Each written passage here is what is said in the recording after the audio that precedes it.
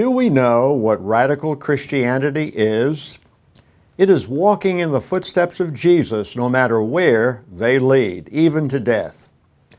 Are there people today who are walking in the footsteps of Jesus? I want to mention two women who are doing just that. One is still alive, but she's been on death row in Pakistan since 2010. Her name is Bibi. The other is Kayla Mueller, who was held captive by the Islamic State for some 18 months. She is now dead. Let's start with Bibi.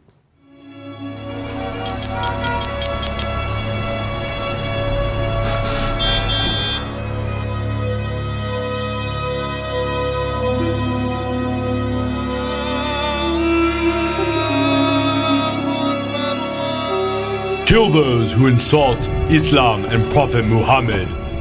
Behead those who deny Islam, Allah, and Prophet Muhammad. Let's accuse the infidels of blasphemy to persecute them. Bibi has insulted Prophet Muhammad! Kill her! No, I didn't. I haven't insulted your Prophet Muhammad. I swear, I'm innocent. Please let me go to my family. She's lying! Kill her!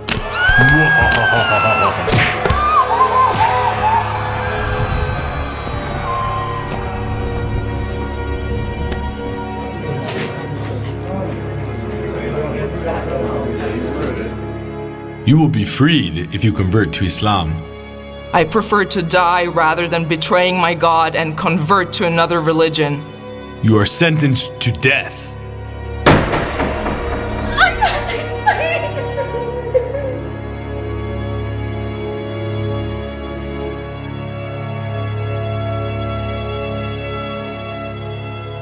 Let's frame all the Christians in false blasphemy charges. This is our jihad against them. Yeah, you are right.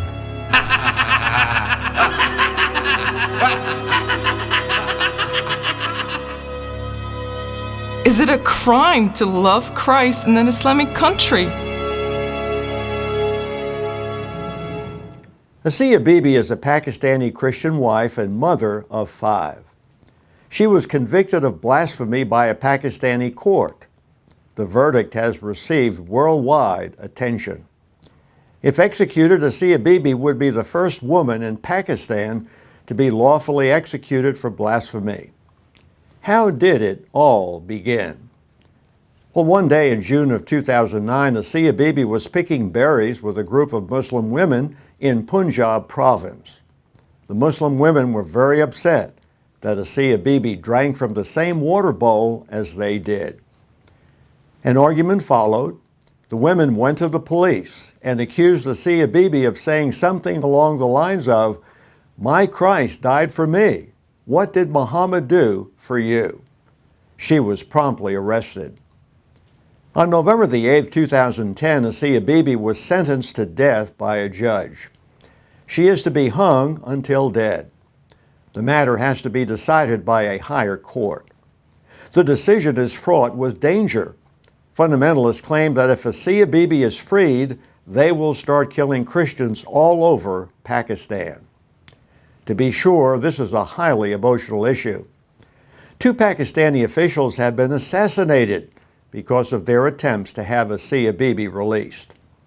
On January 4, 2011, the governor of Punjab province, where Asiya and her family live, was assassinated by his own bodyguard. The governor, Salman Taseer, though a Muslim, had spoken out repeatedly in favor of pardon for Bibi. He also called for a reevaluation of Pakistan's blasphemy laws. For that, he was murdered.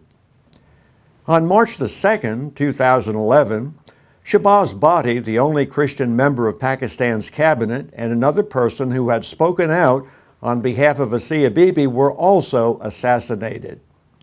Even if Bibi were released today, there is no way that the 6 years of her life lived in separation from her husband and her children could ever be replaced. The other person who is an example of radical Christianity is Kayla Mueller.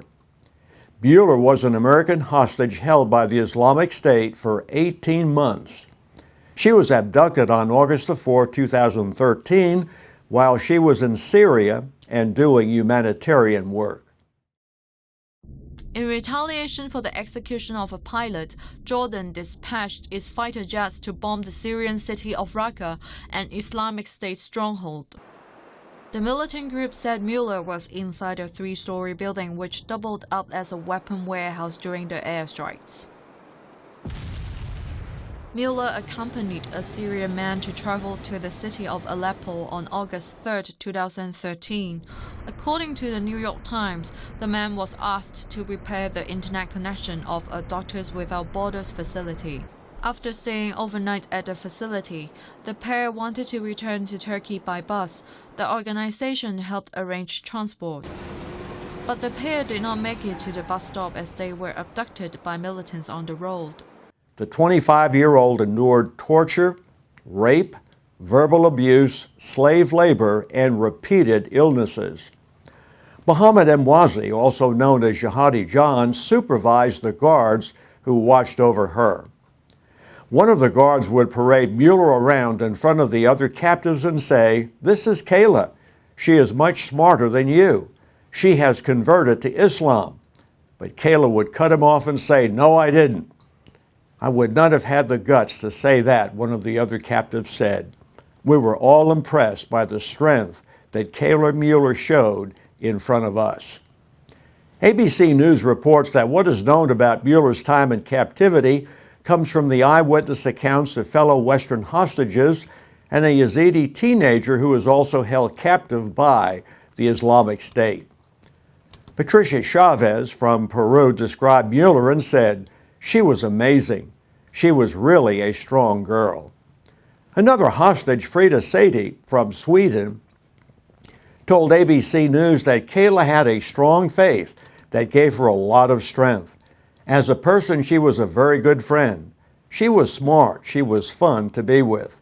She was very kind, extremely generous.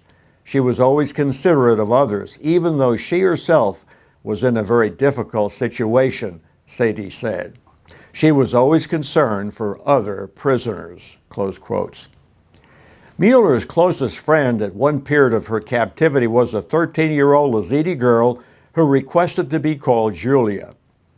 Julia told ABC's 2020 that Mueller decided not to escape, so her fellow hostages at the time would have a better chance of making it to freedom when they fled late one night. "I told Kayla we want to escape, and I asked her to come with us," Julia reported. "She told me no because I am an American. If I escape with you, they will do everything to find us again. It is better for you to escape alone. I will stay here." How did Kayla Mueller die? The Islamic State claimed that Mueller died in a Jordanian airstrike in February of 2015.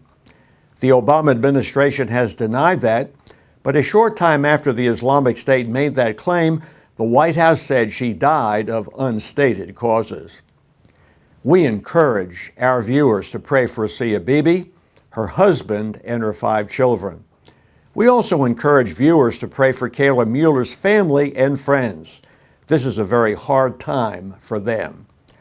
There are, of course, many other Christian men and women who are living and dying because they are walking in the footsteps of Jesus. Jihadists suffer and die so that others might die.